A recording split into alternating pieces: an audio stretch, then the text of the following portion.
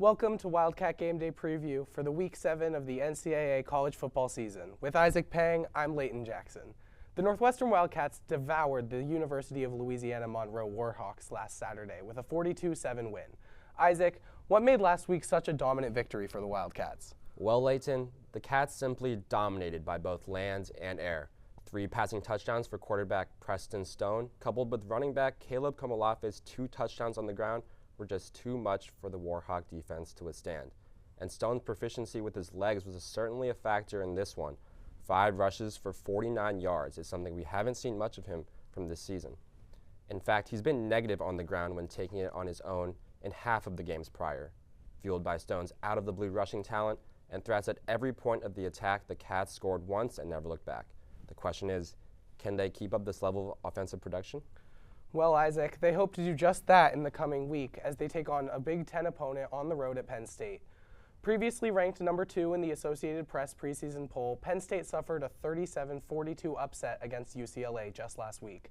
The Nittany Lions have since dropped out of the AP Top 25 poll, with the loss of key assets blocking their defensive capabilities. Truly a fall from grace, Layton, though you make a great point. The loss of linebacker Tony Rojas is a critical blow to the Lions' ability to stop the run. Take their last game, for example. UCLA outrushed Penn State by 112 yards, and quarterback Nico Iamaleava had a whopping 128 rushing yards on 16 carries, not to mention 3 rushing touchdowns.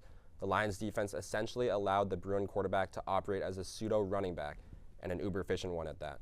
If the Cats are able to utilize the run game in a similar fashion, they would certainly have more than a fighting chance at winning this game. And running might just be the strategy that could win Northwestern this game, as the Cats look to extend their winning streak to a higher-level opponent. Bringing back a direct plan to attack into University Park is crucial for a Wildcat victory.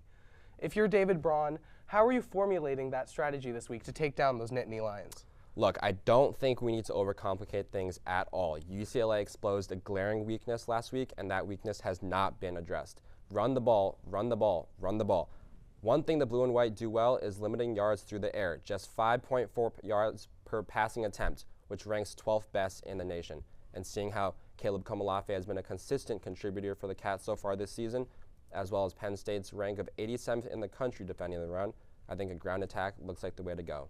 This includes attempting to tap into Stone's legs as well, hopefully replicating some of the explosiveness he had last week scrambling on the ground. Another element is his ability to take care of the football. In the 2 losses Northwestern has this season, Stone has thrown for at least 2 interceptions. In the 3 victories, he's had 0. Stone has historically been a pretty good QB when it comes to mitigating turnovers. So if he manages to make good decisions with the football, the Cats could be in a good spot to pull off the upset. It's going to be close. With both teams demonstrating weak points, it'll come down to which team can capitalize on their opponent's shortcomings.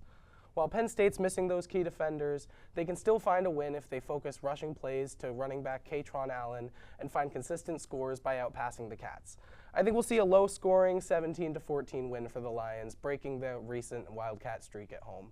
Definitely a possibility, Lane. Let's not forget that despite the recent shortcomings, Penn State was still ranked number 2 to start the season and is still a powerhouse of a program.